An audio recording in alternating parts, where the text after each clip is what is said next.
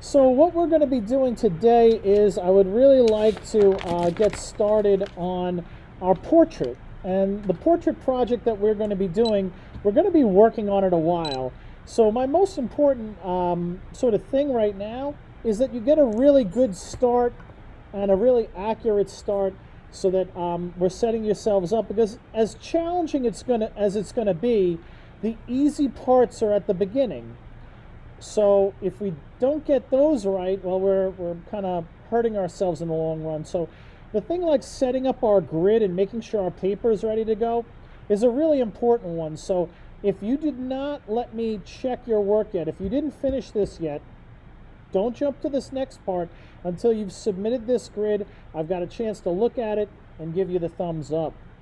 Now, we may be using different types of paper out there. And again, what I told you guys was computer paper was fine. But if you're using computer paper, you're going to find that it isn't quite 9 inches across. It's only 8.5 by 11.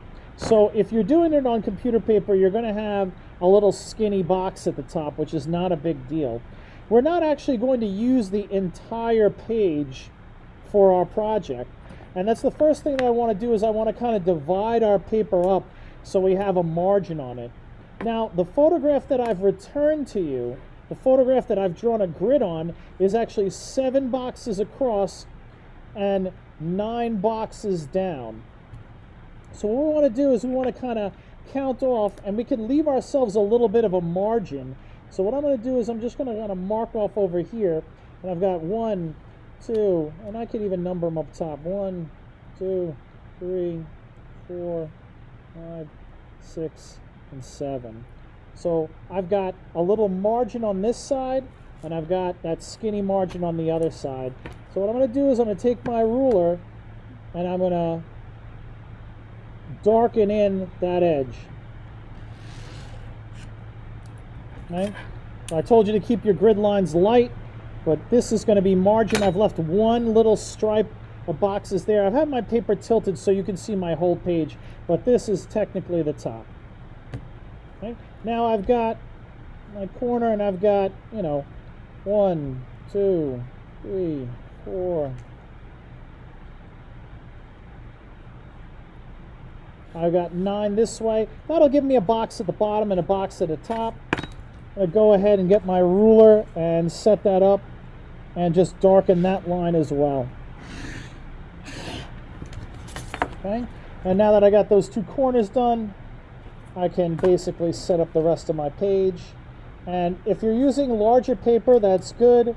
If you're using smaller paper, well, you're not going to be able to fit everything on it. But if you're using computer paper, your page should look like mine before we get started. And you don't have to number the boxes like I numbered them, but we want to be able to see a 7 by 9, which means we will have some extra space on the top, bottom, and sides. I want that extra space.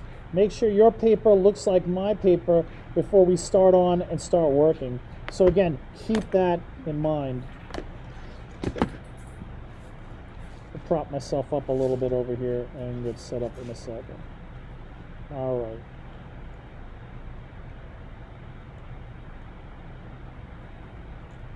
All right, so now that we have our grid set up and we have it exactly the way that I have mine, now we can get started on working on the actual drawing. And what we're going to be using to get started is the photograph that I've given you. And in my case, I'm going to draw a little baby girl because, you know what, I want to.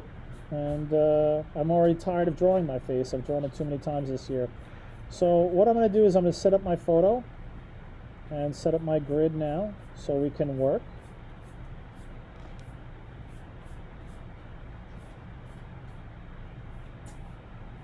And I've got the same amount of boxes in my defined area as I do in the photograph that I set up for you. So just remember that the very bottom square that I have down here is the very bottom square I have over here. The very top one is going to be the very top one inside of this box. And please do not move on to drawing this thing until you have darkened in your edges so you have 7 by 9. All right, 7 by 9. Now what I'm going to do is, for the first thing I'm going to tell you is there's a couple rules in drawing this. Number one, if you don't see something or you're not sure where something is, don't draw it.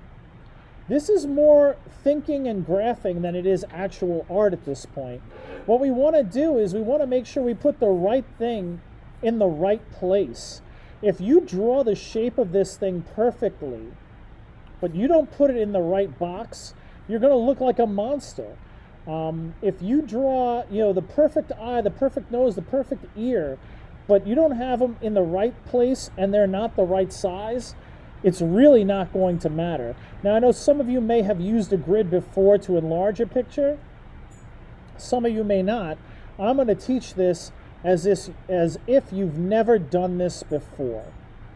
So the first thing we're going to focus on is we're going to draw the outside edge of your head or your face, whatever happens to be what you could define on your picture. Now, for some of you, you might have hair that goes off the edge of the page, or you could see the edge of your hair and the edge of your face. We want to look for edges, all right? Right here, we could see where my mouse is, we could see a very clear edge of the side of her head, the edge of her ear, the edge of her handkerchief, which is basically her shoulder. I could see the edge here, even though it's not as obvious as the opposite side. I could see where the skin ends, where the background begins. Up here in the hair, I can kind of make out where the edge is in some parts. In other parts, it becomes harder. I'm only going to draw what I can see and what I can define. And right now, nobody should be drawing the eyes, nose, or mouth. We're not going to start there. We're going to do the basic things first. We're going to make sure we do the basic things correctly, and then I'll show you how to do the facial features. So please don't try to impress me by jumping ahead. Now, one of the things that we might want to think about is, like, where should I start? And Mr. B, like, where should I start? What part should I draw first? Well, I've already told you what to draw last. Don't draw the facial features. We'll do the outside edge, but where on the edge? Now, I could start right here because this is where her shoulder pops in. But one of the things I like to look for when I get started is I like to look for things that fall on a corner. And if you look, like, right here, there's a few places, and I'm going to zoom in on the picture a little bit. If you look down right here, you can see the edge of her chin is right on the X, like X marks the spot. Her ear, there's a little tiny bit of her ear here. It's a little tiny little triangle, but that's pretty close to X marks the spot. Up here near the edge of her head, it's kind of close. I'll look around for a better spot. Right over here, the edge of her chin is almost on that X. But I think right over here is a good spot for me to start. It doesn't matter where you start on the outside edge.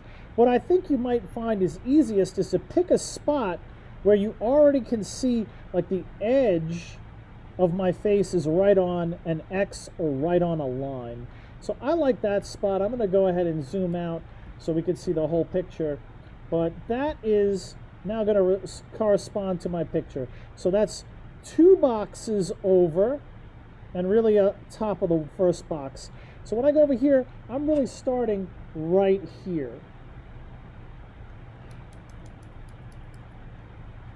Well, just by a little mark, that kind of gives me a sense, and you can see my mouse is right over it, but this gives me a sense of where to begin. Now, I know this is right, but as I go up through the rest of the face, I'm going to have to guess my way through it. So when I come up over here and I follow the contour edge, this is not important to me right now. What I want to know is where the cheek comes in. Now, if I look at this box, which is 2 over and now 2 up, you can see that this edge right here, there's a small part of negative space, meaning empty space on this side, and there's a big spot of just cheek. And my job is to try to think about where is that spot on my box. So I'm going to make sure I'm 2 over and 2 up, and then I'm going to guesstimate. Now, I might not guess completely right, but what I want to see is that in this box, I've got a little area here that is empty space, and most of the area that's cheek. Now, I don't even care if I don't get this curve right. This is the most important part to me. So once I know that, I know where this starts, I know where it's finished, and then I could just try to put in a curve that I think makes the most sense. Even if this curve that I drew isn't completely right, I know that I pretty much have it in the right place. And if it's in the right place, that's half the battle. I'll go up to this next area, which is now 1, 2, 3 boxes up. And I think I zoomed in for you with that for a second ago. And again, what I recommend is that you download your picture to your device, and then you can open it up in preview. When you open it up in preview, you can always adjust where you're looking at and zoom in if you need. And right here, when I zoom in, I see that little tiny bit of the ear. It may not be an easy edge to see, but that little tiny bit of the ear is just tiny in that box. So that's already giving me a start on where that needs to go. When I look at this empty space here, I see it's pretty skinny. So if I have that figured out already, the rest of it is just kind of drawing an edge and a line that kind of fills that up. And I'm looking to try to make this little triangle space that is kind of her shoulder, to make that a small skinny triangle, just like this one is a small skinny triangle. When I look over here, it's hard for maybe you to see this edge. I see it right going up over here. So I'm seeing that this ear goes up to this top part of the box, 4 boxes up, right about there. Now I already know where the rest of the ear goes down to. It goes down to this part. So all I have to do is kind of fill that in. I'm going to zoom out on the picture so you can see where I'm going, but the next box is going to be right up here. I'm going to figure that I'm about there. And again, I'm just working with the outside edge.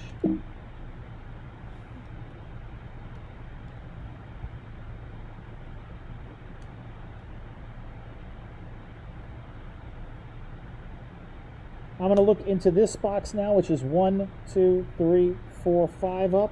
1, 2, 3, 4, 5. I'm in my 5th box. Now I want to kind of decide how much should be on this side, the empty side, and how much is on that side. This isn't quite the center of that box. This part is a little bit bigger than that part. Well, I'm going to go over here, and again, I'm going to make my decision just looking at this one square here. How much should I be? This side should be a little bit bigger than the other side. I'm going to guesstimate around there. And once I have that, again, I'm going to look to kind of fit the other pieces of my face in that area. And I'm going to continue on this entire way, trying to make sure that I'm in the correct box at the correct time. Now, I can draw the outside edge of my hair if I want to. If you see a good edge, follow it. If you get confused, like I don't really know where to go right over here and what to draw, if you don't see it, don't draw it. But as I get back over to this part of the head, I can kind of see the edge of her head over here. Let's see, 1, 2, 3, 4. Okay, there's 4 boxes over. That to me is close to middle of the way. 1, 2, 3, 4. I'll mark that off. I'll go to the next box. I'll see I have a little triangle right in here.